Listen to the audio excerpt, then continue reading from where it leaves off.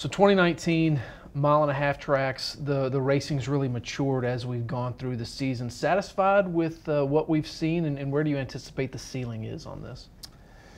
Am I satisfied? Yeah, I think we've been really pleased with what we've seen on the intermediate tracks. If you look at green flag passes throughout the field, green flag passes for the lead, they're all up. And I think if you look at what people call the eyeball test, I think the eyeball test is fantastic as well.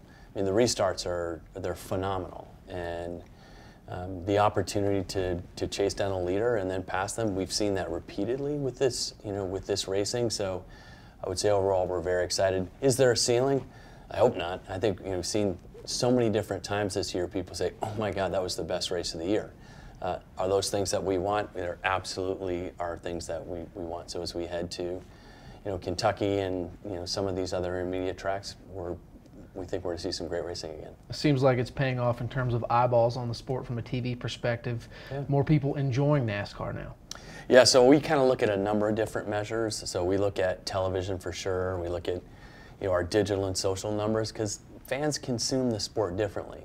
So our digital numbers are up significantly, our social numbers are up significantly, our TV numbers are up as well. So we were up 3% in the Fox half of the season from a ratings perspective, 6% on the share. So when people are watching, they're watching more NASCAR. We're very excited about that.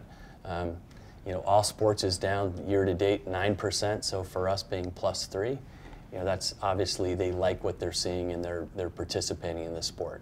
Had the chance to talk to you last year. I believe it was after Martinsville, after Martin and Joey kind of went after it and really kind of rekindled their rivalry. So far this year, we've seen Clint versus Newman after the All-Star race. We've seen McDowell and Suarez, and even down in the K&N series with Diggin and Krause, and even at Daytona, William Byron and Brad Keselowski. Good for the sport that we don't have guys that are buddy-buddy, and we have drivers who are highly competitive with each other on the track. Yeah. The good news is that the rivalries are just not of the physical nature, right? So if you look at just down to the Hayley Diggin deal with her teammate, it's exciting to see drivers who want to win, and they're going to do what's necessary to win. Some of the other things with actually the fighting and the fisticuffs and whatnot, not exactly what we would want to see. Like to see those things play out on the racetrack. If they happen, as they do sometimes outside of the racetrack or outside of the race car, we know things like that happen. They all want to win. They're incredibly competitive, and tempers flare, and you're going to have that. And that's no different today than it was 5 years ago, 10 years ago, and 70 years ago in NASCAR. So. Listen, we love the rivalries. I think it's fantastic for the sport, and I think we're going to see some across the street here in Daytona. Now let's jump back into to Hayley Diggin and Derrick Krause. They're teammates, they're rivals on the racetrack, but they're also super talented race car drivers. What do you see in those two, and Hayley in particular? I mean, she seems to have every single piece of the puzzle put together in an attitude that she's going to do what it takes to win. What's it like seeing the K&N series kind of provide an opportunity for them to be able to show their talent like that? Yeah, here's what I would say, before I answer that question, Jonathan. If you look at the talent level that we have with our young drivers, even at the Monster Energy NASCAR Cup Series, it's the best it's been in 2 decades. Just the number of them. Then you look at Christopher Bell or Tyler Reddick or some of the other talent that we have in Xfinity, and then the folks that we have in our Gander Outdoors Truck Series. Just phenomenal young talent. And they get it, right? They all want to get to that top level to compete and win. And you look at Derrick and you look at Hayley. Great young talented drivers, both who I think get it, right? So Hayley Diggin gets a lot of that, I think, from her parents. Her dad, Brian, has been in the kind of the entertainment sports world, understands how it works. She's got fire, she's got drive, she's got moxie. She gets it, and I think she can back it up being a talented driver. So listen, we're thrilled to watch this young talent develop. I think those two individuals are special. It'll be fun to watch them compete with each other as they continue up the ranks. 2020, a little bit of a schedule shakeup for next season.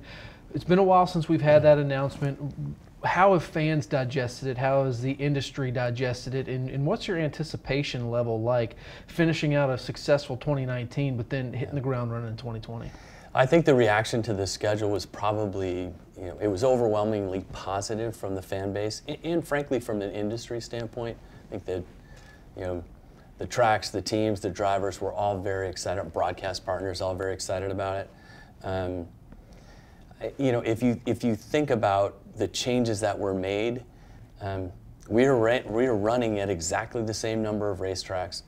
We're just kind of redid the schedule to have them go in different times. So I think the fan base felt like we were listening to them. So if you look at the cutoff races for the playoffs, you've got Bristol in round 1, you've got the Roval in round 2, you've got Martinsville in the cutoff in round 3, plus Phoenix and short race. So fans saying, hey, we want to see more short tracks, we want to see more road courses, that was part of it. And the move from Daytona, from its kind of original date around the 4th of July to the last race of the regular season, I think the reaction from the fans has been phenomenal. It's kind of a last chance race because you never know who's going to win at one of these racetracks, at Daytona or Talladega. So to have that as the end of the regular season, I think I'm really excited about what the 2020 season will shape up to be for us. Surprised at all? I mean, everyone I've talked to this weekend, as we sit across from Daytona, is, they're nostalgic about this being the last Daytona race around the 4th of July, but immediately that's followed up with, man, the pressure next year, last chance for any of these teams to race their way in. It's going to be off the charts. I think so. And listen, anytime you make a change, you're going to have people who are kind of detractors who are unhappy about it. Chip Weil, the president of DIS, I think they're up 1,500, 2,000 tickets year over year. So it's exciting to see kind of that excitement of NASCAR and the anticipation of what this race is going to be. I think it's going to be off the charts. Now, we're looking a year out right now and put you on the spot, talk about 2021. How much thought has gone into that? I know there are a lot of moving parts and pieces, but then again, you guys have to look down the road. So what's the feel on 2021, and is there anything you can maybe tell us about where we're at in that process? Yeah, so I think it really can't really talk about where we're going to net out because I don't know. What we are doing, I can talk about, which is we're talking to NBC and Fox. We're talking to our race teams. We're talking to other folks, race teams, other folks in the industry that would have a vested interest in where we're racing, with the goal of we want to make sure that we're putting the best racing we can on the racetrack for our fan base, and that we're filling the grandstands. And that's really the lens under which we're looking at. So lots of discussions with our OEM partners as well, with where we're going to race. And we're not going to announce that schedule most likely until around April 1st is when we typically announce the schedule. So we've got some time, but making sure that we have input, including fan input, is critical to the overall, I think, success of what that 2021 schedule is going to be. Gen 7, saw some aspects of that in the All-Star race. Fantastic race, fantastic finish. Pleased with what we saw there, and maybe can you tell us of any developments coming down the line with Gen 7? Yeah, so I think that from a Gen 7 perspective, did we like what we saw in the All-Star race? We did. I think there were a couple different pieces that we were testing out. And I think overall, our engineers, as well as the team engineers, the OEMs, feel good about the direction that we're going in. Overall, the car, from a body standpoint, body chassis standpoint, is on schedule to go in 2021. That's our desire. We have to continue to make sure that we're getting input from our OEMs and our teams to make sure that everyone is kind of lockstep with the timing as well as what that vehicle is going to be. But I would say overall from a fan standpoint, I think the fans are going to be thrilled. And because the car is going to perform on the racetrack better, we believe, And we already have fantastic racing, so we think it actually will be even better than that.